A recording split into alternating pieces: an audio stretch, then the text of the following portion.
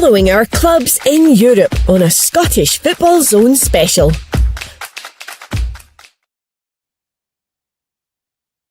We go back after the games tonight in the Europa League, and it never went too well. First of all, got to say well done to Celtic, qualifying for the next round of the Europa League, and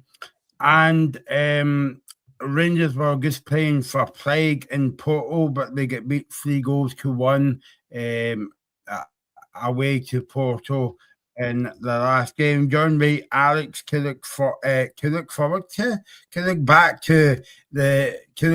even on the games tonight. And so Celtic a bit shaky in the second, towards the end of the first half, but they got the job done.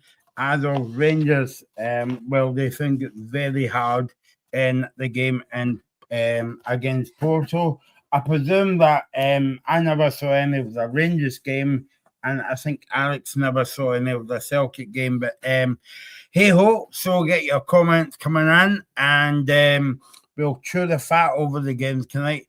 First of all, let's talk about the game that you never saw, Alex, taking place in Celtic Park. The final score was Celtic 4, Utrecht 2, and Celtic in the next round, and I believe that draw is tomorrow. If anybody's looked forward to that draw, I think it will be on TNT Sports, maybe about 12:30, 1 o'clock kind of thing. So Celtic got off to a good start in the game. Celtic got off to a good start in the game, and then a high press. The first goal from Naglen, and I don't know about you, Alex, but Naglen's turning into a good player for Celtic now over the past couple of weeks. That's another goal that he's got in Europe. Yeah, no, Benjamin Nygren, he's joint top scorer in the Scottish Premiership. He's got a goal in Europe. He's been playing well, getting the goals. One thing that I don't know if that changed tonight, but one thing I have noticed about Benjamin Nygren though is his overall performances maybe aren't the best, but you don't need that when he's scoring the amount of goals that he is. He's Celtic's main threat, I think, this season. And yeah, fair play to him. And I was checking on the results as I was watching the Rangers game, and it was a blistering start for Celtic. 2 goals in the opening 10 minutes, I think it was.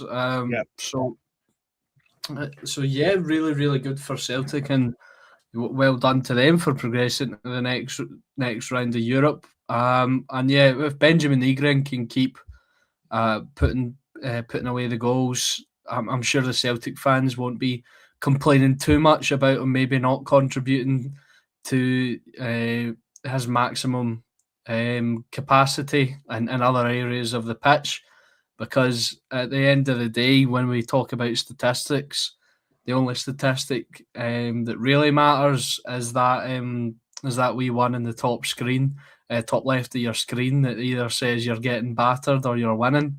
So and fair play to him, and fair play to Celtic. Yeah, no, it was a fast start from Celtic tonight. As I said, got Benjamin Nygren has got his goal. An own goal for the second goal, Alex, but good present by Celtic. And when I was watching that game, I was like that. I can't believe Celtic paid $5 million for Barkas. When they sold the jersey for the sec, even though he never scored, but he passed to the defender and high pressing by Nygren. It was 2-0 just before half time. Penalty. It's one of these ones where it's like, what the hell is a penalty? What's the because it was a handball, right? But when you see it again, Alex, I mean, I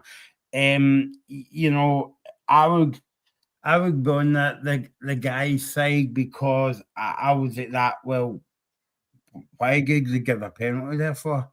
He was He was putting jumping in the box with his arms, but he didn't. It was one of these ones where he didn't know too much about. So 2-0, it was looking like 2-0 to Celtic at half time, but as usual, how many times have we said it this season with Celtic? They gave away a cheap goal before half time, Alex, and 2-1, and into half time and stuff, and you're thinking, well, nervous second half. And then Celtic came out in the second half. You you Celtic got another goal through Nygren. Nygren had a short break. Got a goal from Craig, and I quite like the look at him. Actually, he scored the second goal, and then as 70. I can't remember the time on the game, but I missed the fourth goal because the connection dropped on my TV, and as soon as that came back, the Celtic fans were the Celtic fans were all happy and cheering again. And Krusty scored a goal, and it was a brilliant goal from a corner kick, Alex. So final score was 4-2 to Celtic, and kind of like job done.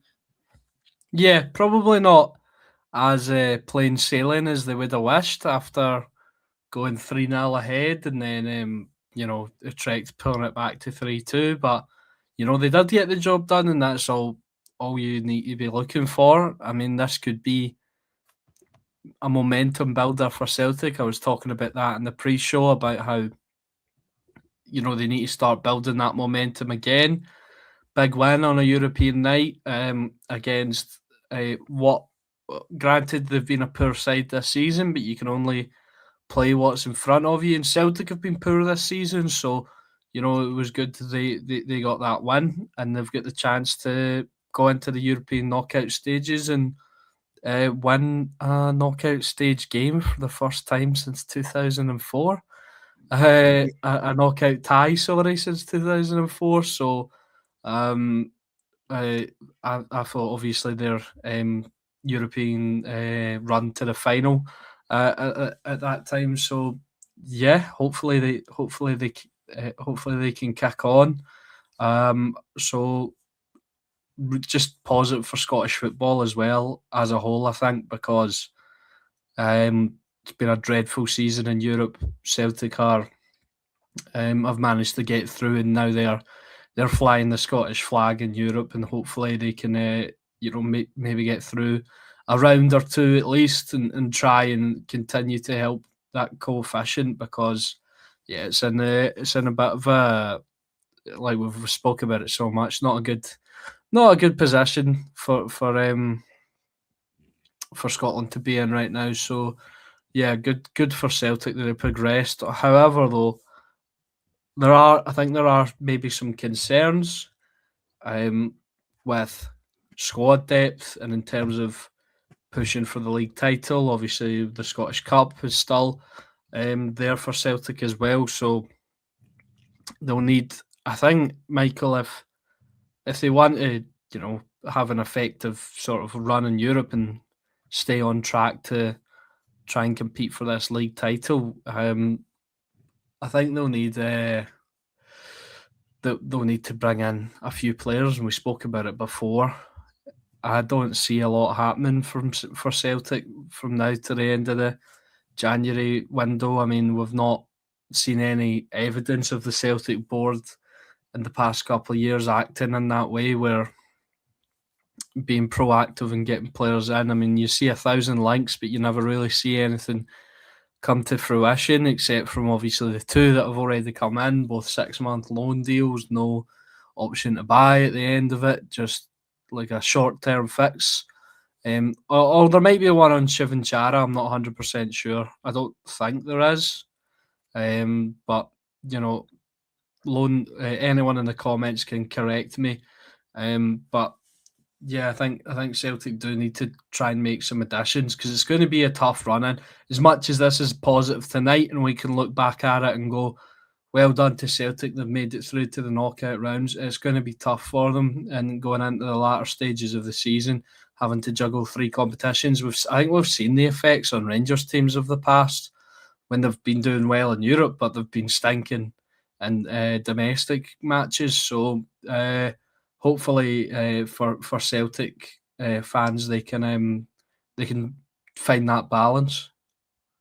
What about, yeah, I mean, I was saying to you in the pre-show as well that you and Ethan was on, and I was saying to you about, okay, Rangers aren't playing brilliant football, but at least they're winning. Obviously not tonight, but I suppose, like, and you could say the same thing about Celtic. They've not been playing well either, and it was a bit nervy towards maybe the last 5 minutes of the first half tonight, but at least they got the win. Yeah, no, I think that is important, but that's not sustainable. I don't think. I think eventually you need to see some good performances. I mean, Rangers weren't great against Dundee, but I think we've seen good performances from this Rangers side. Like the 2 Aberdeen games, the Old Firm game was a good second half performance. So I mean, I feel like Celtic need to pull out a good performance. I mean, Falkirk on Sunday is a good opportunity because they did struggle against them at Falkirk just a couple of weeks ago. Maybe I don't think they actually, were the better of the 2 teams. It was all Falkirk's own doing, though, with the way they couldn't finish their chances. But this could be an opportunity for Celtic on Sunday to put in a good performance because you can't just go week to week fluking results. It's just not sustainable. And I'm sure Celtic fans would probably be happy. Any fan would be happy if you could just fluke results week after week. And I'm not saying tonight was a fluke, but I'm just meaning in terms of eventually you're going to get caught out for a poor performance. You're not going to be able to just keep getting by. So I think Sunday is a good opportunity for Celtic to maybe I don't want to say statement, but it's the only word that's coming to my mind because Falkirk are playing really well at the moment. Obviously just battered Hibs the previous week. Barney Stewart scored a hat-trick. He's just signed a new contract. The feeling's good around Falkirk. They're 5th in the table, trying to secure that top 6 position. Celtic go out and play them off the park. It could be really, really good for them. Yeah, one man I was impressed by tonight was Kieran Tierney. I think he got about 89 minutes, and they came off the park. But I mean, a lot of Celtic fans were saying a bit about, well, it's good for him to come back to Celtic. He's a Celtic man and all that, but he's not the same player as he was. But because he was kind of like injury prone over the past couple of years that he was at Arsenal, but he had another good game for Celtic tonight.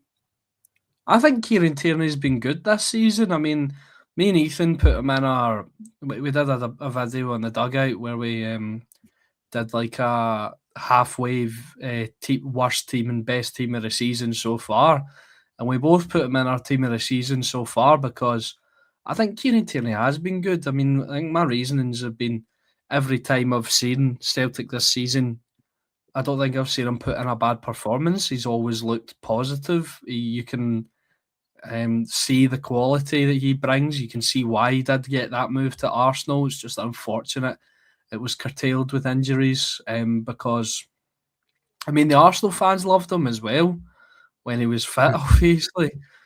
But it's been I think personally, if Kieran Tierney, it's been a good season for him. He's got back to playing a lot of football. He's not picked up an injury, touch wood.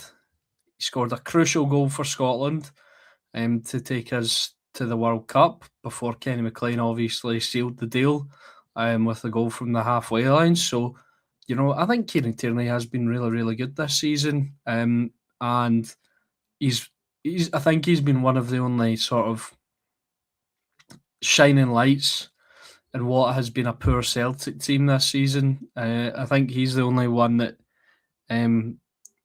is giving you maybe 7 out of 10 at least every single week that I've seen this season. Obviously, Michael, I don't watch every single Celtic game. Maybe you can correct me, but I think Kieran Tierney's been consistently pretty good. Yeah, I mean, it took him a few games to get up to speed, and also he wasn't lasting the amount of 90 minutes as we saw in the first spell with Celtic, but I think that was due to his injury and stuff like that. But he's lasting kind of, as I say, he came off with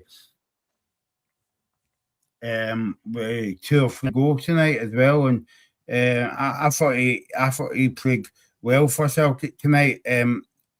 Another man that played well tonight was Andy Ingles, and I know he gets a lot of stick from the Celtic fans, but I think that's more to do with his price tag than anything else, Alex, as well. But he played well.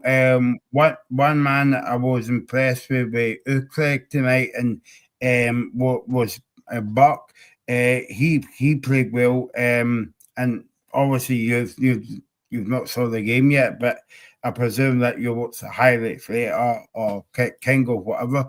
But it was just a typical Celtic performance. Like you feel as though that they were going to run away with it, and then they make a few stupid mistakes just before, I think it was like 2 or 3 minutes before half time, and they go back into the game, and you're like, at half time, it might be one of these kind of nights. Or it really depends who's going to score the next goal in the second half. Yeah.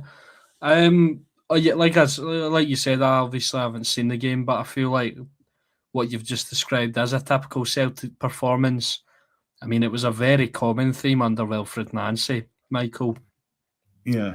There were games where they were excellent in the first half, looked like they could blow teams away, and then they would collapse and go into their shells. So maybe it is a mentality thing. I think there was a lot of talk about mentality after the result on Sunday about these players being mentally weak. But I think tonight, although it did get a wee bit nervy, 3-2, after being 3-0 up, you're thinking, oh God, are we going to blow another result here? They got the 4th goal, they got the result over the line. That shows a bit of mental fortitude, and we saw that last week in Bologna as well. Although they did concede 2 goals and draw the game 2 each, they probably should have lost because they were down to 10 men for the majority of the game. So, I think Martin O'Neill is bringing back a wee bit of that fortitude, a wee bit of that, don't know what you call it, perseverance. There we go. That's the word I was looking for. A bit of perseverance in this Celtic side. They're not, they're not all the way there yet. They're not perfect, but they can, they can get a grip of a game. And from what I've seen and heard, they did do that tonight after some nervy moments, but they did get the most important thing over the line, and that was the win. Like I said, in the top left corner of the screen, it said Celtic 4, Utrecht 2. As long as you score more goals than the other team, that's absolutely fine. And they've got to buy some players now. I know that you might be sick of us speaking about it on the show, but I mean, now that they're through to the next round, and I believe that Celtic could get Victoria Pilsen or Nottingham Forest. I've not seen anything on the draw yet, Michael. I'll be honest. I was sitting downstairs, scrolling through my phone after the game, and then I looked at the time and realised, oh crap, I'm hopping on the show. So I've not really seen any. I've not really done any research on that yet. Yeah, so I think, but I'll just be like this in that Martin O'Neill will go back down to his old team, Nottingham Forest, and all that, and yeah, and then what they were saying in commentary was it would be a coincidence that Celtic get to the final. And I'm saying if we are capital I, that they will get Porto again. And Martin O'Neill still in charge, and like the rest is history. You heard it here first, by the way, in the Scottish Football Zone. But no, it's a long, long way to go. But yeah, Celtic do need to strengthen in the squad if they want to get far in the Europa League. But I suppose like just getting out the league stage is a bit of a bonus. And I mean, we did see what I'm getting. We did see what I'm against Bayern Munich. The Celtic was like, what is it, a minute to extra time, and. Yeah, no, I mean, I think the Europa League does present an opportunity for, the impossible to happen. I mean, we saw it with Rangers 5 years ago now. Wow. For 4 or 5 years ago, I feel you're probably going to hate me for saying this, Michael, but I'm starting to feel old. Yeah, okay. Yeah, well, I used to older. I don't know what that makes me feel. Over the hill? Over the hill. Nah, you're in your second wind, Michael. Oh, that's You're okay. Sorry. you're reliving your youth all over That's again. why I've got no hair. No, but no, I think there are chances for upsets, for exciting games, for glamour ties. I mean, it would be interesting if Martin O'Neill did come up against the side where he won 2 European Cups with Nottingham Forest, and then obviously, if all things go well, could get the opportunity for that revenge against Porto. It's fun to dream. It's fun to speculate. It's fun to think about all these things. I'm going to burst any Celtic fans' bubble though that was believing anything I was saying there. I don't think that's going to happen. I think Celtic will lose in the next round or lose in the following round. I don't think they'll get any further than the round of 16. I mean, the playoff round, there's definitely an opportunity for them to progress, but I don't think they'll get any further in the round of 16. I just don't think their squad depth is good enough for that. Unless the Celtic board prove us all wrong and sign 3 or 4 quality players, mind you, before the end of the January window. My opinion might change on that if they bring in those kind of players, but unfortunately, I don't think any. I don't think they will get too far in the competition, and I don't think any Celtic fans are deluded enough to think that. I mean, we all get maybe swept up in and dreaming and the romanticizing European runs and thinking, oh, we can beat anyone, but. And I've definitely been guilty of that. I was guilty of that in the pre-show, but but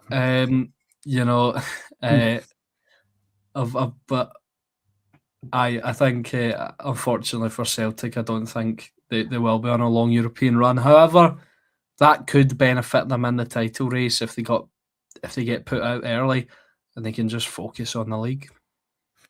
So let you go. The final score was Celtic 4, Utrecht 2, and we'll find out tomorrow who Celtic gets.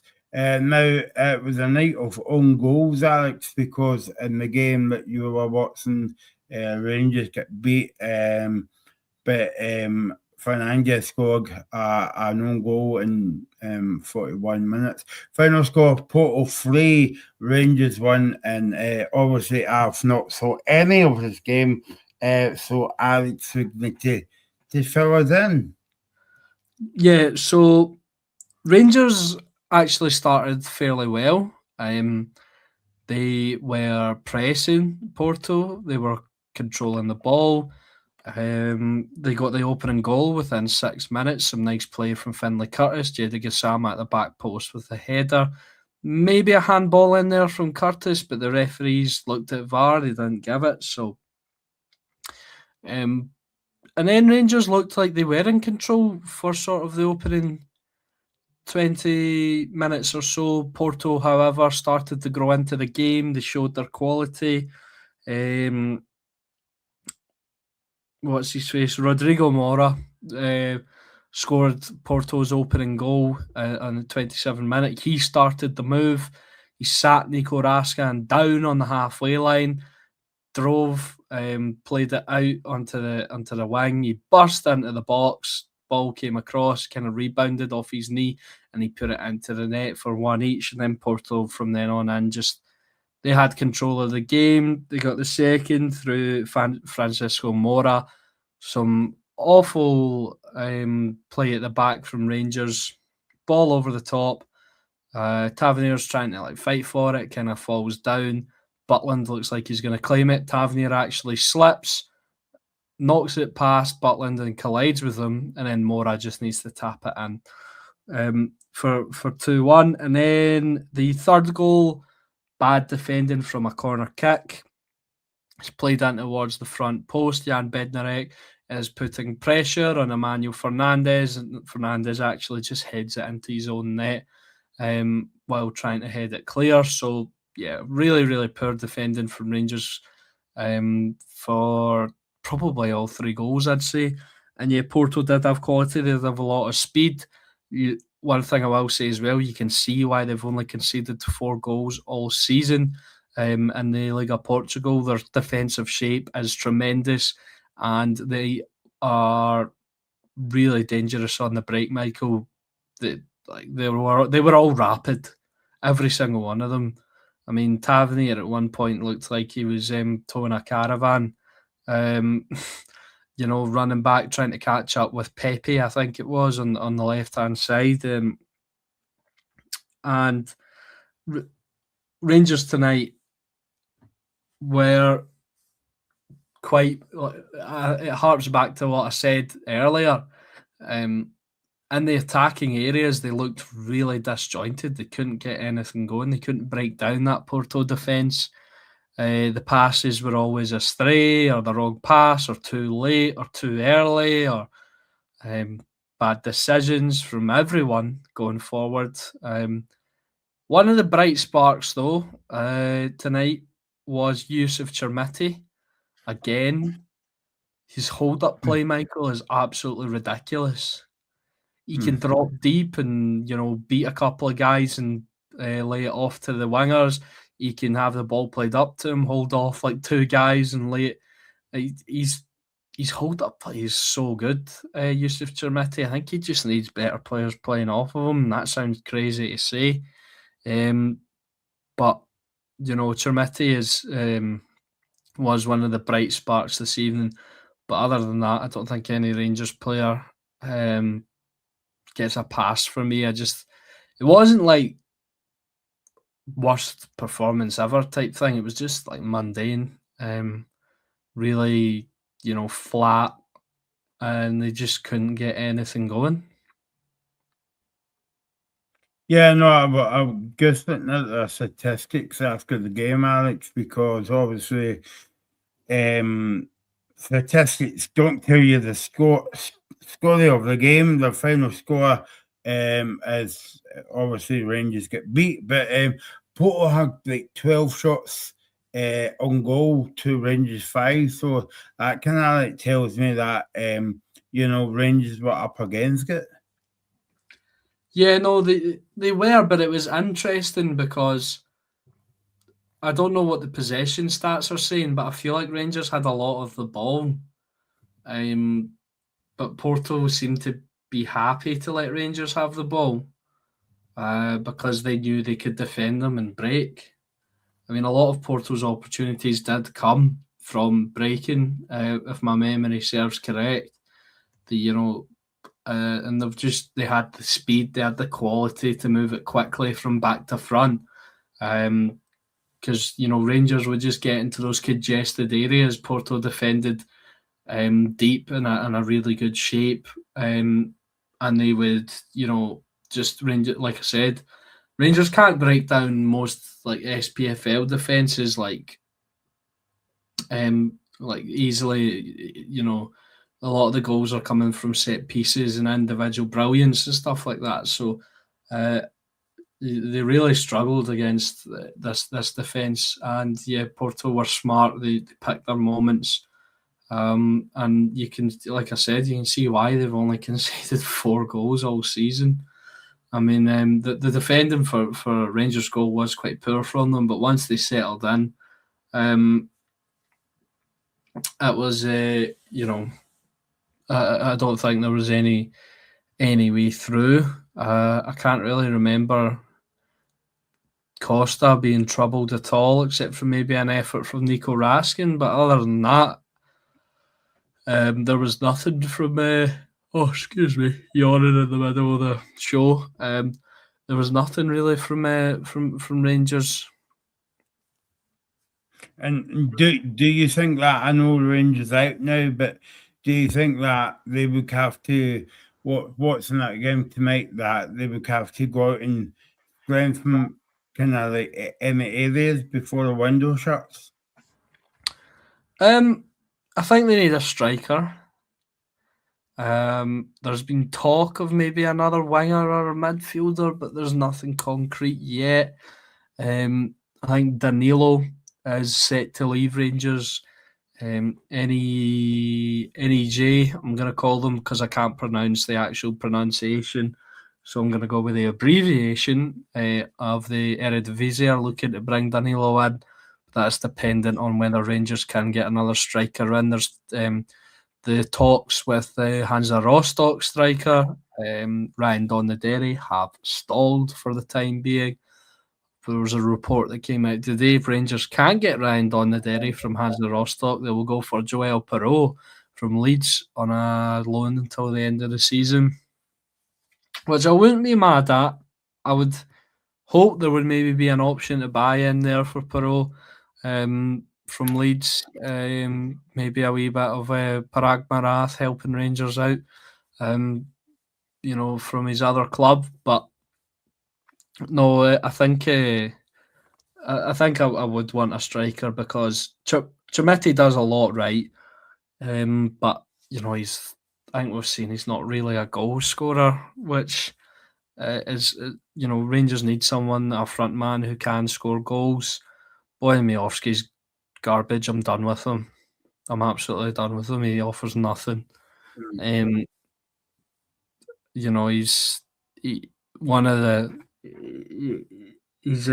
the probably worst striker signings I think I've seen. At least Chermiti offers something. A bit disappointed, Alex, because I thought Marowski would be a brilliant signing when they come in. Yeah, I'm disappointed. I think he needs more space to play in, Michael. He's in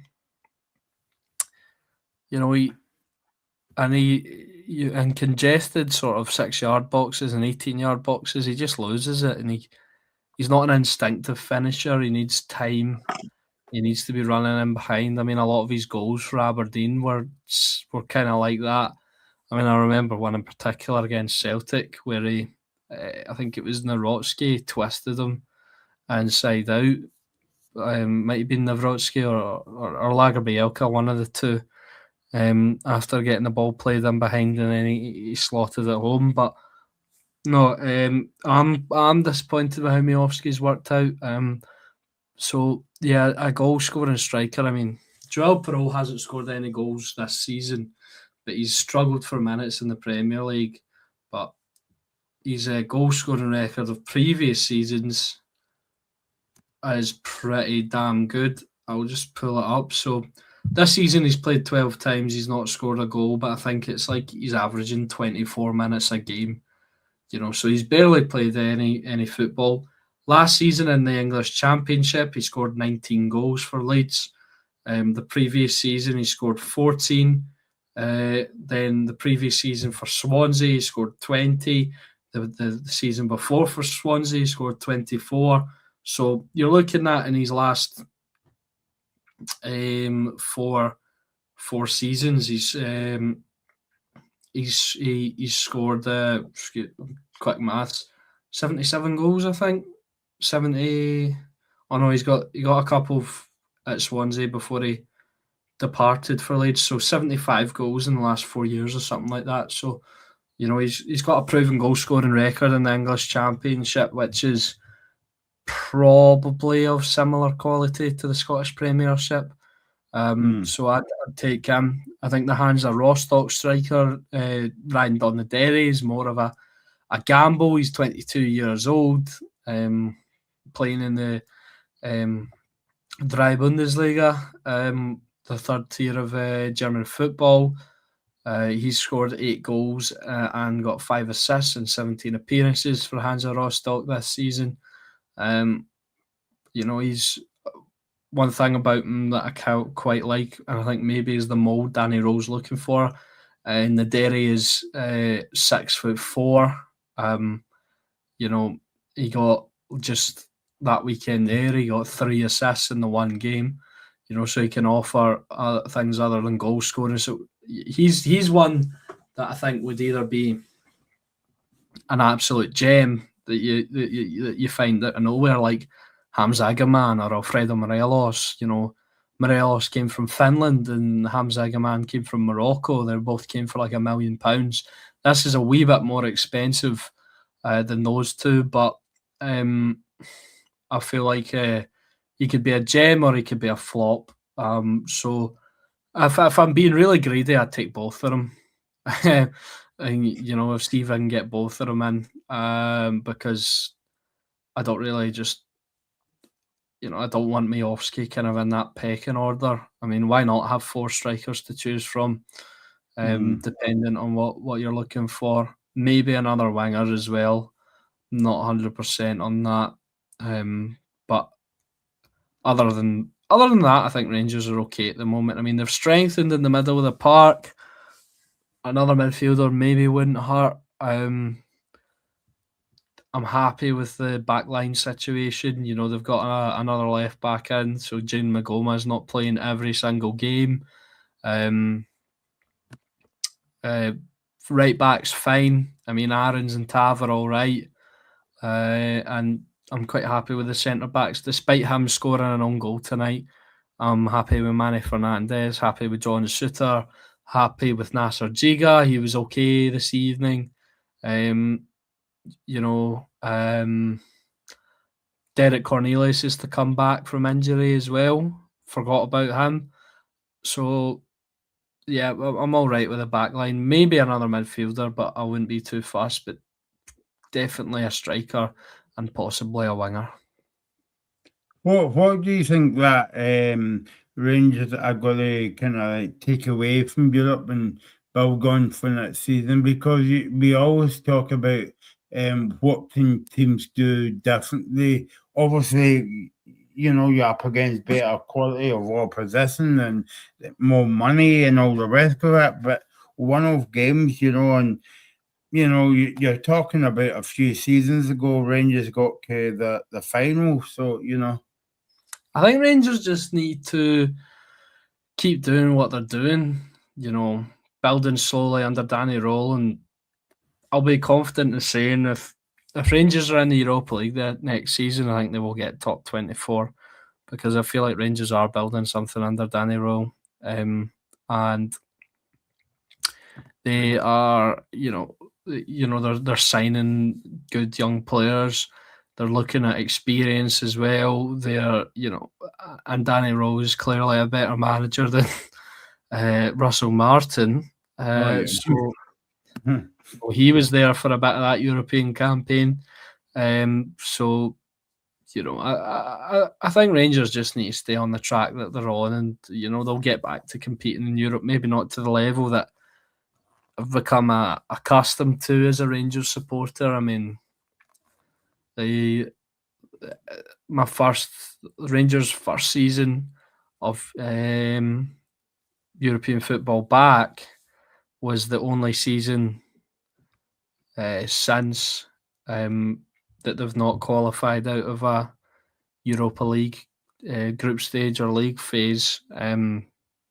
Obviously, they had that Champions League season that I don't really want to talk about, but don't worry. But I've become accustomed to Rangers sort of progressing out of Europe in the Europa League, so I think they will get back to that if they just keep doing what they're doing. I feel like Danny Rowe is here for the long haul.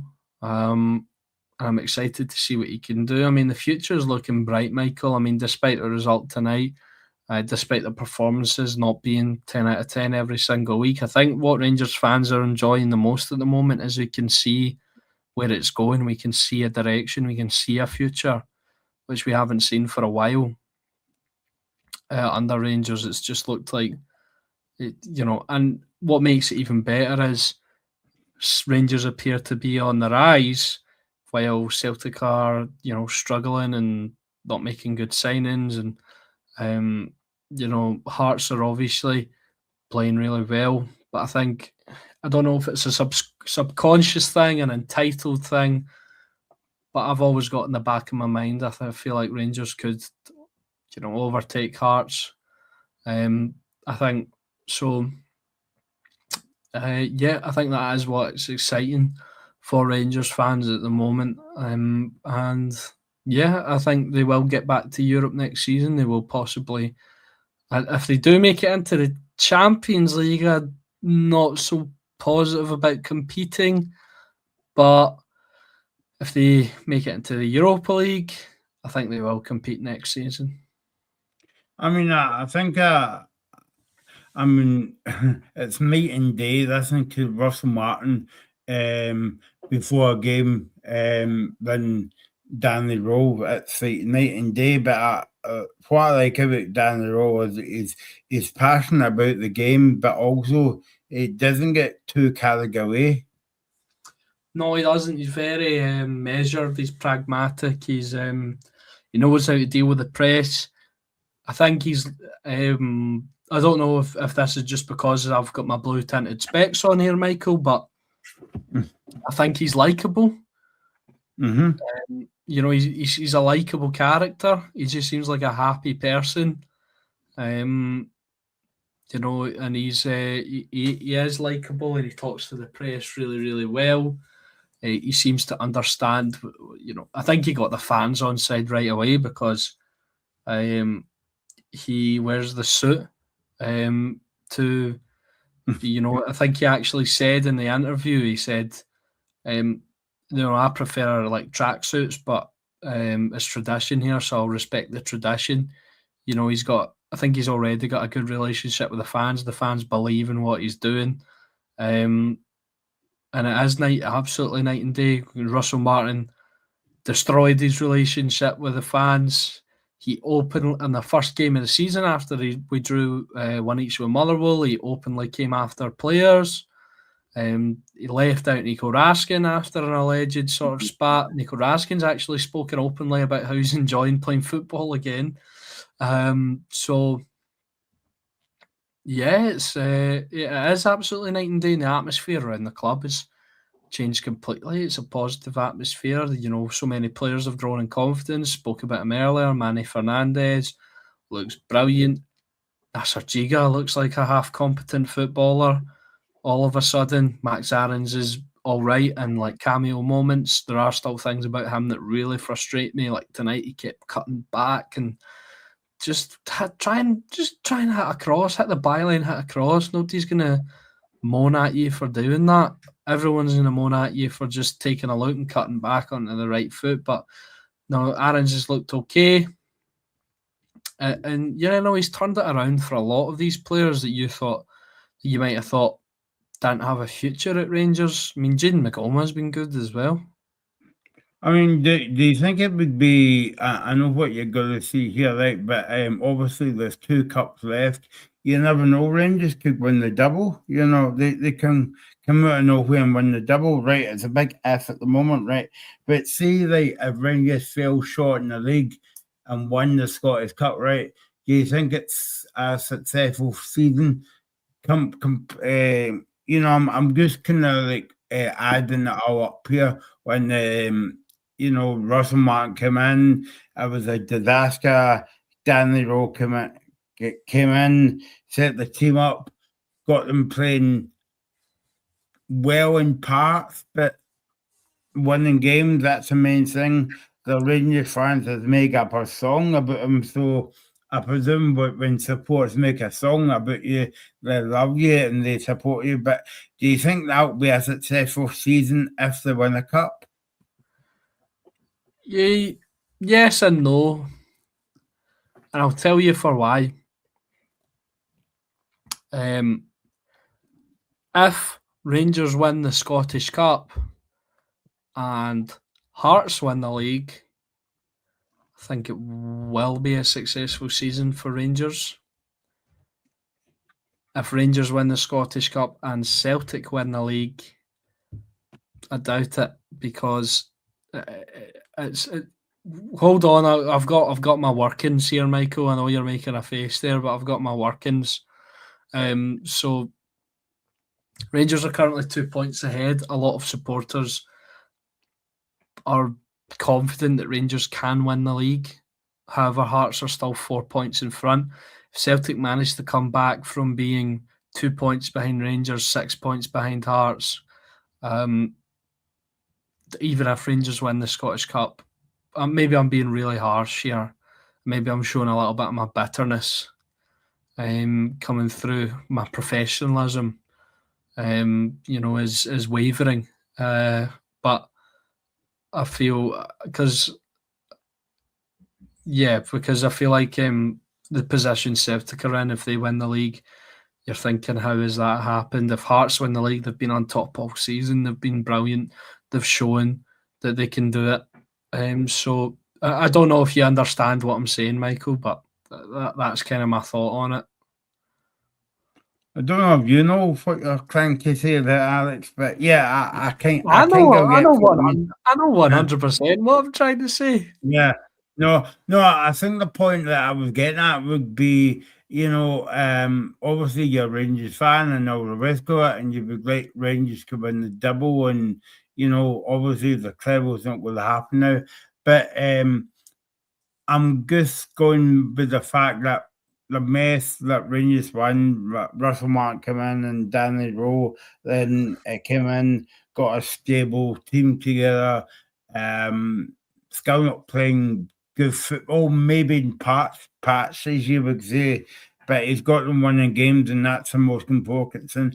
That was where I was getting at with that point. Yeah. I think objectively it would be a successful season, but I wouldn't be happy if. I mean, I'd be happy if Rangers won the Scottish Cup, but I'd still feel a bit disappointed if Celtic obviously won the league. I'm going to put it on the line right now, though, Michael. I think Rangers will win the double. Mm-hmm. Okay, well, yeah, everybody's entitled to their opinion, and so Alex has just went early at 10:11 on the 29th of January, and we'll set that one up if it doesn't work, and we'll put it out on the TikTok channel. But look, I mean, there's a lot of football got to be playing, Alex, because obviously Hearts go to Ibrox. When is that? In a few weeks' time, 2 weeks' time, or something like that. And then Celtic still got to come to Ibrox as well. Yeah, no, big, massive games. I mean, there we go. I feel like the Hearts game is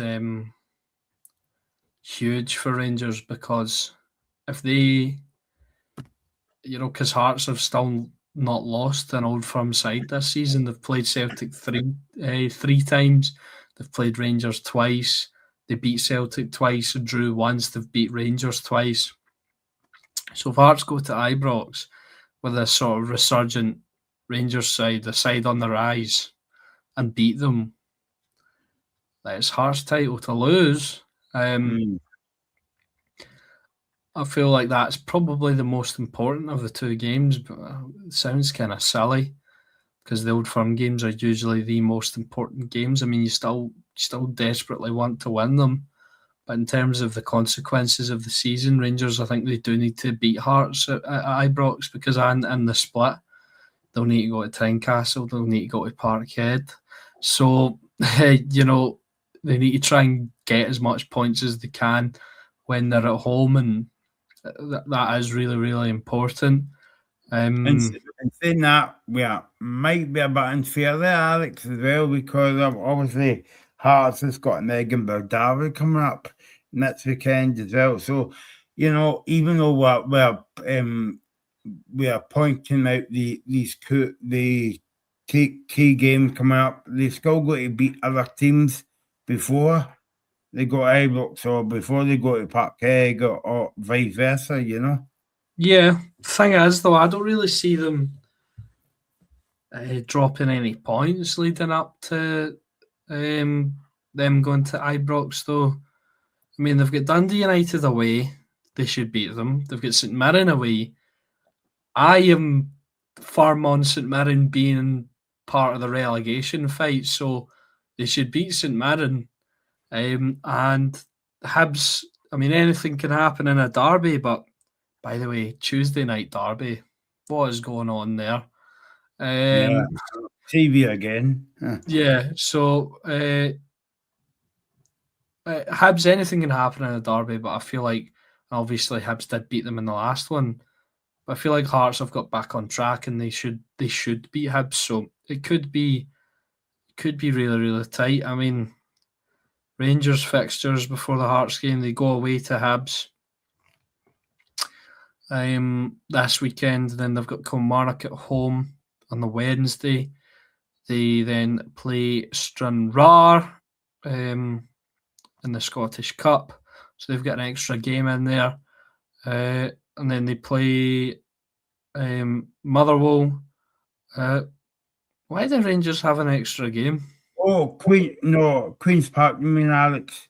Oh, yeah, sorry. Yeah. It still says Stranraer on the thing. You still get nightmares from that time that the Spygers came to Ibrox. Yeah, I do. Rangers are away to Motherwell before the Hearts game. Why do Rangers have an extra league game? I think that's on a Tuesday night, that Motherwell game, as well. It says Wednesday here. Wednesday. Well, a midweek game anyway, yeah. By the way, guess while you're working that one out, a comment from Ethan is coming back from the games. That's for watching Ethan on Twitter. He said good result for Celtic tonight, but they have to do a lot better if they want to have any success in the next round. And yeah, I mean, that's a fair point that you make, Ethan. I mean, I think the first half an hour tonight, that's the best I've seen Celtic playing this season. Kind of high press the team. I know, okay, you could say Euclid's not win the game and stuff like that, but as Alex made the point at the top of the show, it doesn't matter, you still got to beat them. Celtic took the foot off the gas with, you know, a few minutes to go before half time and they scored the goal and it was a bit shaky and they came out in the second half as well and they were in the front foot, but Celtic got there in the end, got the job done. But yeah, there was some shaky minutes tonight and it wouldn't be good for Martin O'Neill, a 73-year-old in the dugout, but he got the job done. Alex, have you found what you were? Yeah, no, I was being silly. I just couldn't count to 3. They don't have an extra game. I was just being stupid. Everybody's played the same amount of games now, so yeah, and stuff. So yeah, I would maybe say, see, it's a weird season, just before we finish, Alex, because it's a weird season as well because Celtic aren't playing the best football. but they're still managing to get results in the Europa League. And then it's the opposite for Rangers this season. Yeah, I mean, Rangers have been. I think though, Michael, it's coincided with sort of the managerial change because, Rangers were poor in the league and they were also poor in the Europa League, and I think it's taken.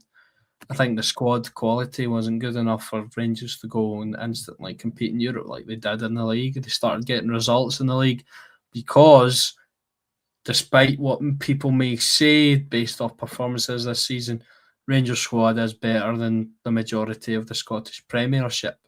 It's not better than the majority of the European competition. So I think that's part of the reason why. I mean, Celtic have been. I think it's also coincided with the managerial changes for Celtic because Martin O'Neill's come in and he's got them a couple of good results in Europe. I mean, Martin O'Neill's undefeated in Europe for Celtic this season, if I'm not wrong. I couldn't believe that was no. He get beat from his first game in charge a week. Can't remember. Let me look back at my notes here. Atlanta. No, sorry, talking rubbish. Michelin. Oh yeah, so he did. Forgot about that one, but he beat Feyenoord, he drew with Bologna, and now he's beat Utrecht. So, and believe it or not, sorry to interrupt you, Alex, but even though that was Martin O'Neill's second spell at Celtic, right? It's his first European game at home.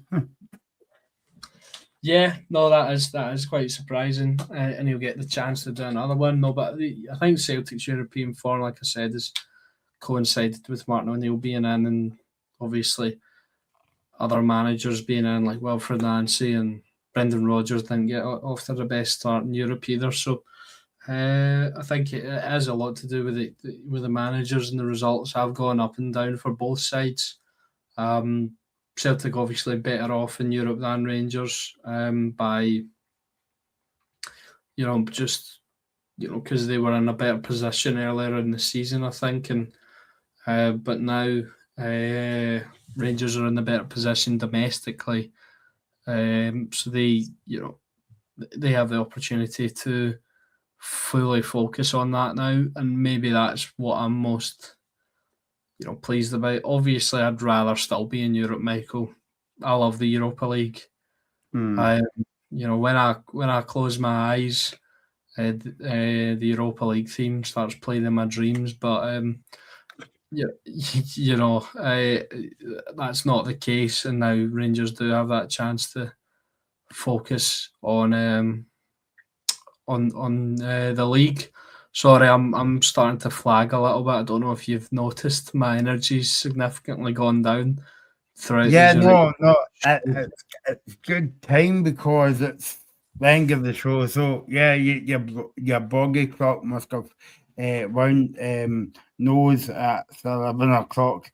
But I think we get the grift. So so Alex, thanks for joining me tonight on a busy night for Scottish clubs in Europe. Rangers were out, but it was all about plague for them tonight.